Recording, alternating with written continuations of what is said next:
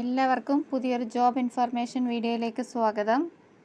കേന്ദ്ര സർക്കാർ ജോലി ആഗ്രഹിക്കുന്നവർക്കായി ഇതാ ഒരു സുവർണ അവസരം വന്നിരിക്കുന്നു. കേന്ദ്ര സർക്കാർ സ്ഥാപനമായ ഭാരത് ഇലക്ട്രോണിക്സ് ലിമിറ്റഡിലാണ് വിവിധ തസ്തികകളിലേക്ക് അപേക്ഷ ക്ഷണിച്ചിരിക്കുന്നത്. 5 വർഷ കാലയളവിലേക്കാണ് നിയമനം നടത്തുന്നത്. സീനിയർ എഞ്ചിനീയർ, ഡെപ്യൂട്ടി എഞ്ചിനീയർ തുടങ്ങിയ തസ്തികയിലേക്കാണ് അപേക്ഷ ക്ഷണിച്ചിരിക്കുന്നത്.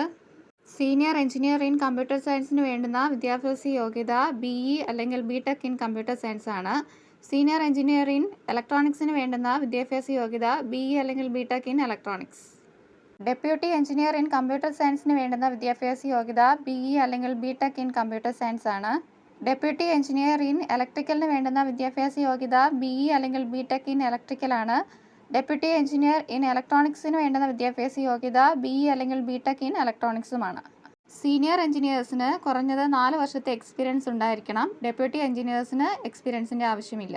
സീനിയർ എഞ്ചിനീയേഴ്സിന് 8 ഒഴിവും ഡെപ്യൂട്ടി എഞ്ചിനീയേഴ്സിന് 5 ഒഴിവുമാണ് നിലവിൽ റിപ്പോർട്ട് ചെയ്യപ്പെട്ടിരിക്കുന്നത്. സീനിയർ എഞ്ചിനീയേഴ്സിനെ ബാംഗ്ലൂരിലേക്കാണ് നിയമനം നടത്തുന്നത്. ഡെപ്യൂട്ടി എഞ്ചിനീയേഴ്സിനെ ഒഡീഷയിലേക്കും തമിഴ്നാട്ടിലേക്കുമാണ്. ഡെപ്യൂട്ടി എഞ്ചിനീയറിന് അപേക്ഷിക്കാൻ കഴിയുന്ന ഉയർന്ന പ്രായപരിധി 28 വയസ്സാണ്. OBC-ക്കാർക്ക് 31 വയസ്സ് വരെയും SC/ST-ക്കാർക്ക് 33 വയസ്സ് വരെ അപേക്ഷിക്കാൻ കഴിയും.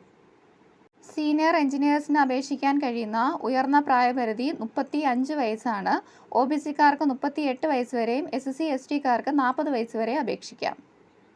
50,000 രൂപ മുതൽ 1,60,000 രൂപ വരെയാണ് സീനിയർ എഞ്ചിനീയറിൻ്റെ ശമ്പള സ്കെയിലായി വരുന്നത്. 40,000 രൂപ മുതൽ 1,40,000 രൂപ വരെയാണ് ഡെപ്യൂട്ടി എഞ്ചിനീയറിൻ്റെ ശമ്പള സ്കെയിലായി വരുന്നത്. സീനിയർ എഞ്ചിനീയറിൻ്റെ ജോബ് ലൊക്കേഷൻ വരുന്നത് കർണാടകയാണ്. ഡെപ്യൂട്ടി എഞ്ചിനീയേഴ്സിൻ്റെ ജോബ് ലൊക്കേഷൻ വരുന്നത് ഒഡീഷയും തമിഴ്നാടുമാണ്. ഈ തസ്തികകളിലേക്ക് അപേക്ഷിക്കാൻ കഴിയുന്ന വിദ്യാഭ്യാസ യോഗ്യത BE അല്ലെങ്കിൽ BTech ബിരുദമാണ്. ഈ തസ്തികകളിലേക്ക് അപേക്ഷിക്കാൻ കഴിയുന്ന അപേക്ഷാ ഫീസ് 400 രൂപ പ്ലസ് GST ആണ്. SC/ST PWD കാറ്റഗറിക്ക് അപേക്ഷാ ഫീസ് ഉണ്ടായിരിക്കുന്നതല്ല. ഓൺലൈനായാണ് ഫീസ് അടയ്ക്കേണ്ടത്. അപേക്ഷ സമർപ്പിക്കുന്ന ഉദ്യോഗാർത്ഥികളിൽ നിന്നും റിട്ടൺ ടെസ്റ്റിൻ്റെയും ഇൻ്റർവ്യൂവിൻ്റെയും അടിസ്ഥാനത്തിലാണ് തെരഞ്ഞെടുപ്പ് നടത്തുന്നത്. റിട്ടൺ ടെസ്റ്റ് കണ്ടക്ട് ചെയ്യപ്പെടുന്നത് ബാംഗ്ലൂരും ഭുവനേശ്വരുമാണ്. ഇൻ്റർവ്യൂ നടത്തപ്പെടുന്നത് ബാംഗ്ലൂർ വെച്ച് മാത്രമാണ്.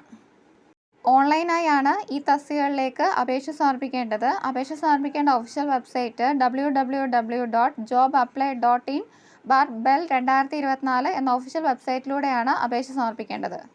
അപേക്ഷ സമർപ്പിക്കാനുള്ള അവസാന തീയതി 3/12/2024 ആണ്.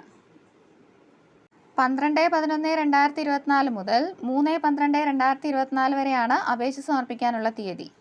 അപേക്ഷ സമർപ്പിക്കാൻ ആഗ്രഹിക്കുന്ന ഉദ്യോഗാർത്ഥികൾ വിശദമായ നോട്ടിഫിക്കേഷൻ വായിച്ചു നോക്കിയ ശേഷം മാത്രം അപ്ലൈ ചെയ്യാനായിട്ട് ശ്രമിക്കുക. കേന്ദ്ര സർക്കാരിന് കീഴിൽ ജോലി ആഗ്രഹിക്കുന്ന നിശ്ചിത വിദ്യാഭ്യാസ യോഗ്യതയുള്ള ഉദ്യോഗാർത്ഥികൾ ഈ അവസരം പരമാവധി പ്രയോജനപ്പെടുത്താനായിട്ട് ശ്രമിക്കുക. നിങ്ങളുടെ കൂട്ടുകാരിലേക്കും ഈ വിവരങ്ങൾ എത്തിക്കുക. ഇതുപോലെയുള്ള ജോബ് ഇൻഫർമേഷൻസ് വീഡിയോസ് ലഭിക്കുന്നതിനായി ചാനൽ സബ്സ്ക്രൈബ് ചെയ്ത് ഫോളോ ചെയ്യുക. Thanks for watching.